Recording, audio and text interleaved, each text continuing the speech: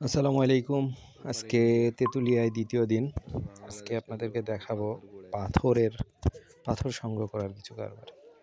এখন আমি যেটা দেখাচ্ছি এটা হচ্ছে তেঁতুলিয়া নদীতে পাথর সংগ্রহ করছে। এরা নদীর ভিতরে, ইন্ডিয়ার ভিতরে। এগুলো কিন্তু ওই যে মানুষ যেগুলো দেখছেন, এগুলো সব ইন্ডিয়ার ভিতরে এরা পাথর কুড়াচ্ছে। এখান থেকে নদীর ভিতর থেকে পাথর কুড়ায় এবারে বাংলাদেশে নিয়ে আসে।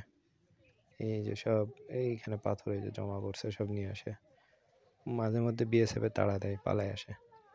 এখন দেখাচ্ছি আপনাদের নদীর ভিতর থেকে কিভাবে পাথর তোলে। এটা বাংলাদেশের সীমানার ভিতরে নিচে পাথর আছে, একদম নিচে।